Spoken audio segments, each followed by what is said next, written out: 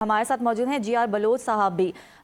سر آپ کی جانب بڑھنا چاہوں گی، جیسے کہ میاں ثناء اللہ صاحب نے بھی کہا کہ ایک ایسی خبر جس کا سب کو انتظار تھا، سیز فائر معاہدہ ہو گیا اور پاکستان کی سفارتکاری کو جو ہے وہ پوری دنیا میں سراہا جا رہا ہے، اس معاملے پہ آپ کا کیا موقف ہے؟ Alhamdulillah, Pakistan has emerged as a middle power, number one. Number two, a factor of stability. Number two, number three, as a credible negotiator, جس پہ اعتبار کیا جاتا ہے، کیا جا سکتا ہے، جس پہ اعتماد کیا جا سکتا ہے۔ اور دنیا میں جو ڈپلومیسی، ورلڈ آف ڈپلومیسی ہے، اس میں یہی چیز ہوتی ہے کہ آپ کو اس قابل سمجھا جا سکتا ہے کہ آپ پہ اعتماد کیا جا سکتا ہے، آپ کریڈیبل ہو، اور پھر کہ آپ نے وہ مورل اور انٹلیکچوئل کیپیسٹی اور انسٹیٹیوشنل کیپیسٹی ہے کہ ایسے کمپلیکس جو ایشوز ہیں like war and peace, and war it was not a small war, it had already become a global war۔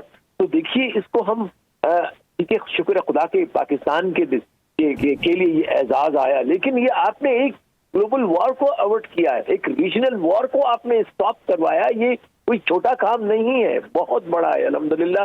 اور یہ جب تاریخ لکھی جائے گی اس کی تو یہ ایک بہت ہی سنہرا باب ہوگا پاکستان کے لیڈرشپ کا۔ میں تو آج بلکہ کسی دوست کو لکھ رہا تھا اور میں کہنے میں مجھے آر نہیں کہ this is the real case for nomination for Nobel peace. I would really urge all the people in Pakistan کہ ہمارے پاکستان کو، میں کسی کا نام نہیں لینا چاہتا، یہ پاکستان کے نام اور پاکستان کے عوام کے نام یہ پیس نوبل پرائز جانا چاہیے، ایران کے لوگوں کے نام جانا چاہیے، غزہ کے نام، لبنان کے نام پہ جانا چاہیے کہ الحمدللہ اب راستہ نکل پڑا ہے۔ تو یہ پیس ہوتا ہے، اس کو پیس کی کاوشیں اور کامیاب کاوشیں کہتے ہیں۔ اور لیکن ڈیفینیٹلی اس میں اللہ کی مرضی، اس میں اللہ کی برکت، العز من تشاء وتذل من تشاء، یہ بالکل اس بات پہ ہمارا بلیو ہے۔ تو اللہ نے یہ، لیکن اس کے لیے آپ کو تیاری کرنی پڑتی ہے، اس کے لیے آپ کو وہ ظرف دکھانا پڑتا ہے، وہ آپ کو پھر حکمت دکھانی پڑتی ہے۔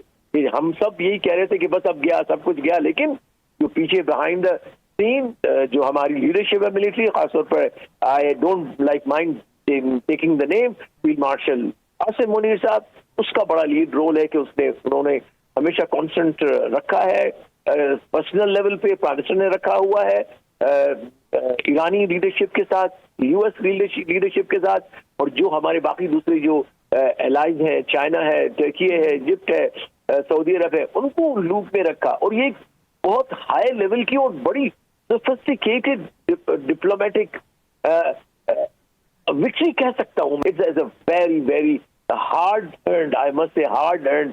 یہ اس طرح ہے، ہم چونکہ ڈپلومیسی میں رہے 35 سال، یہ بھی ایک جنگ سے کم نہیں ہوتی۔ میں آپ کو بتا دوں کہ آپ کے ویپن استعمال نہیں ہوتے، لیکن حکمت عملی ہوتی ہے استعمال، اس میں آپ کی عقل مندی ہوتی ہے، دور اندیشی جو ہے وہ آپ کی ہوتی ہے کہ آپ نے کس کو کیا کہا، کس وقت کہا، کب کیا فیصلہ کرنا ہے۔ تو پاکستان نے درست وقت پہ فیصلے کیے اور سب کے سب درست فیصلے ثابت ہوئے الحمدللہ، اینڈ دیٹ شوز کہ ہماری لیڈرشپ، ہمارا عوام، ہماری انسٹیٹیوشنل اسٹرینتھ اس قابل ہے کہ ہم آج اس لیول پہ کھڑے ہوئے جہاں دنیا ہماری بات سنتی ہے، اور اس جگہ پہ بیٹھے ہوئے جہاں پہ دنیا میں امن اور جنگ کی فیصلے ہوتے ہیں۔ اور یہ بہت بڑا اعزاز ہے الحمدللہ، اس کو ہم آگے بڑھائیں گے، اللہ نے چاہا تو 10 تاریخ کو جب آئیں گے تو ایک سسٹینیبل پیس ہوگا، کیونکہ دیٹ از دا موسٹ ہی ہے۔ یہ نہیں کہ آج کرو کل پھر شروع کرو، and that is what Pakistan has done, کہ آپ نے اب بیٹھنا ہے اور ایسا سسٹینیبل پیس بنانا ہے کہ اگلے 4 سال، 5 سال، 10 سال کوئی جنگ نہ ہوگا۔ کوئی ایشو بھی ہوتے ہیں تو وہ پھر آپ بیٹھ کے اکراس دا ٹیبل جو ہے وہ سیٹل کریں۔ اور اس میں سب سے انٹرسٹنگ چیز ہے کہ تمام پارٹیز جو کہ اس وقت، کیونکہ اس وقت جو مڈل ایسٹ ہے وہ ایپی سینٹر آف کرائسس ہے دنیا کا، اور پھر سب سے بڑی انٹرسٹنگ ہے کہ ایپی سینٹر آف فیتھ، تینوں فیتھ جو لڑ بھی رہے ہیں ایک لحاظ سے، جوئش، اسلامک، کرسچن، وہ وہیں سے ان کا بھی جو جنم بھومی ہے وہ مڈل ایسٹ ہے، وہیں سے تینوں ابراہیم ریلیجنز آئے ہیں۔ تو اب آئی تھنک اس ایپی سینٹر کو جب تک کہ آپ ہارمونائز نہیں کریں گے، تمام لوگ اپنے اپنے मैक्सिमलिस्ट पोजीशन से पीछे नहीं जाएंगे।